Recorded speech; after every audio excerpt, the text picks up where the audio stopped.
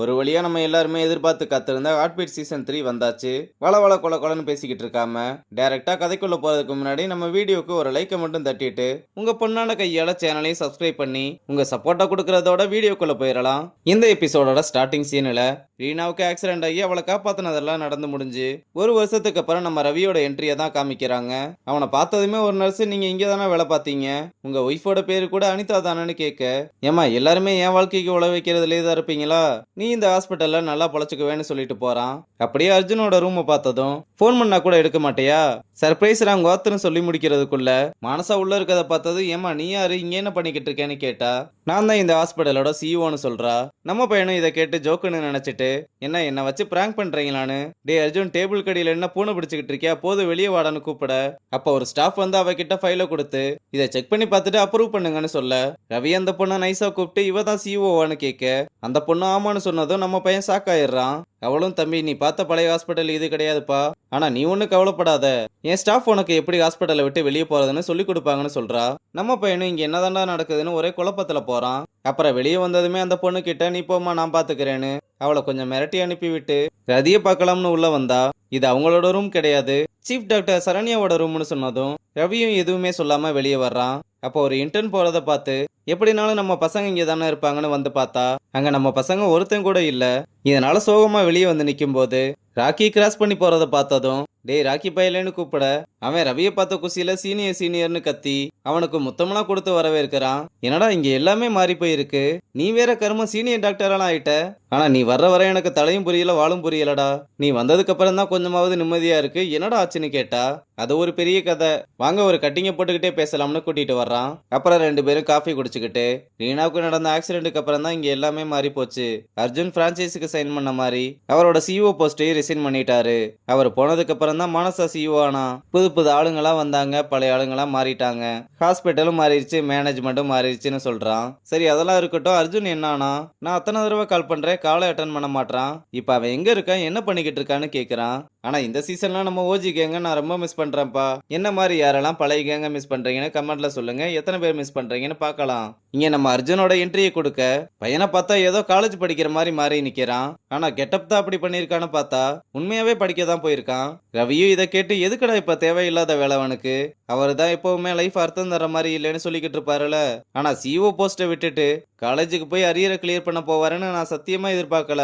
நானும் அனிதாவும் அவன் கூட இருக்கிற வரையும் அவனை பார்த்துக்கிட்டோம், இப்ப அவனை யாரு டார்ச்சர் பண்ணிக்கிட்டு இருக்காங்கன்னு தெரியலன்னு சொல்ல, இங்க ஒருத்தர் அர்ஜுனை பார்த்ததுமே, உங்களை எனக்கு தெரியும் ப்ரோ, இந்த காலேஜ்ல பாதி பேரை டாக்டர் ஆக்குனதே நீங்க தான், உங்களுக்கு எதுக்கு இதெல்லாம்னு கேட்க, மூடிக்கிட்டு படிக்கிற வேலையை மட்டும் பாடுறான்னு சொல்றான். இங்க ராக்கியோ அர்ஜுன் கூட பரவாயில்ல சீனியர், ரதி மேமால தான் எதையும் மறக்கவும் முடியல, அதை விட்டு கடந்து போகவும் முடியலன்னு சொல்றான்.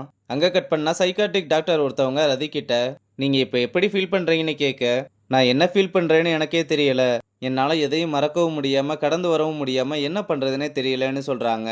டாக்டரும், நீங்க ஏன் விஜய் கிட்டையும் ரீனா கிட்டையும் பேசக்கூடாதுன்னு கேட்க, நான் ரீனாவுக்கும் விஜய்க்கும் ரொம்ப பெரிய பாவம் பண்ணியிருக்கேன், அப்படி ஒரு பாவத்தை பண்ணிட்டு எப்படி அவங்கள என்னால ஃபேஸ் பண்ண முடியும், ஆனா இது எதுவுமே கடந்து போக முடியாத அளவுக்கு தூரம் இல்ல, நீங்க கவலைப்படாதீங்க, நேரம் எல்லாத்தையுமே சரி பண்ணும்னு சொல்றாங்க.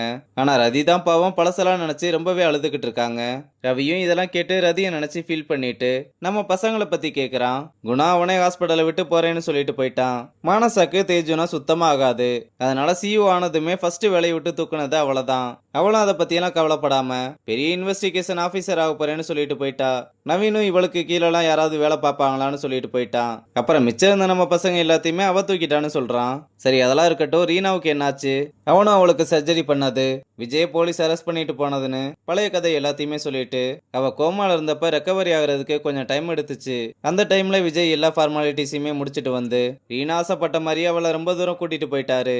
நாங்களும் அதுக்கப்புறம் எவ்வளவோ ட்ரை பண்ணோம், அவளை கான்டாக்ட் பண்ணவே முடியலன்னு வருத்தப்பட, சரி விடு, இப்ப அவ எங்க இருக்கான்னு தெரியுமா, பெங்களூர்ல இருக்கான்னு மட்டும் தெரியும், ஆனா என்ன பண்றா எப்படி இருக்கான்னு எதுவுமே தெரியாது, ஆனா கண்டிப்பா விஜய் சார் அவளை நல்லா பாத்துக்குவாருன்னு நம்பிக்கை இருக்குன்னு சொல்றான். அங்க கட் பண்ணா விஜய் ரீனாவுக்காக சமையல் பண்ணிக்கிட்டு இருக்கும் போது ஏதோ உடையிற சவுண்டு கேட்டதும் வேகமா ஓடி வந்து என்னாச்சுன்னு பார்க்க ரீனா பிரம்ம பிடிச்ச மாதிரி செவத்தையை பார்த்து நின்னுகிட்டு இருக்க. வேகமா ஓடி வந்து என்னாச்சுமான்னு ரொம்ப பதட்டமா கேக்குறாரு. ஆனா அவ விஜயை வச்சு நல்லா பிராங்க் பண்ணியிருக்கா. எதுல விளையாடணும்னு உனக்கு விவசாயே இல்லையான்னு விஜய் அப்செட் ஆனதும் ரீனாவும் அவர்கிட்ட சாரி கேக்குறா. சரி ரெடி ஆயிட்டு வா சாப்பிடலாம்னு கூப்பிட்டா. நான் ரெடியா தான்ப்பா இருக்கேன், நீ சாப்பாடை மட்டும் எடுத்துட்டு வந்து கொடுத்தா நான் சாப்பிட்டுருவேன்னு சொன்னதும் ரெடி ஆயிட்டு கீழே வந்தாதான் சாப்பாடு கிடைக்கும்னு சொல்லிட்டு போறாரு. இங்க ரவியும் இவ்வளவு பிரச்சனைக்கு நடுவுல உன்னை பார்த்ததுல எனக்கு ரொம்ப சந்தோஷமா இருக்குடான்னு சொல்லிட்டு நான் அப்படியே கிளம்புறேன்னு சொல்ல, என்ன சீனியர் நீங்க இங்க ஜாயின் பண்ண வந்திருக்கீங்கன்னு நினைச்சேன். டேய் நானே விசா ரினியூ பண்ண தான் வந்தேன். சரி வந்தோம் எல்லாத்தையும் பார்த்துட்டு போலாம்னு பார்த்தா யாரையுமே காணோம். அதுவும் இந்த மானசாவை பார்த்ததுக்கு அப்புறம் இங்க எவனாவது கூமுட்ட வேலை செய்வானான்னு ராக்கியை குத்தி காமிச்சிட்டு போறான். இங்க ரீனாவும் விஜயும் ஒரே ஹாஸ்பிட்டல்ல தான் வேலை பார்க்கறாங்க போல. ரெண்டு பேருமே கிளம்பி வந்து லஞ்சில் மீட் பண்ணலாம்னு சொல்லிட்டு போறாங்க. ரீனாவும் கேபின்ல வந்து உட்கார்ந்ததுமே அவளோட ஃப்ரெண்டு ஒருத்தி வந்து நீ கதிருக்கு மெசேஜ் பண்ணியான்னு கேட்க, அவ இல்லைன்னு சொன்னதுமே உனக்கு தான் அவனை பிடிக்கும்ல, நீ மெசேஜ் மட்டும் பண்ணு அப்புறம் என்ன நடக்குதுன்னு பாருன்னு சொன்னா. பழைய விஷயம்லாம் என்னை விட்டு போகல, இன்னும் அதுக்கெல்லாம் டைம் இருக்கு பார்க்கலாம்னு சொல்றா.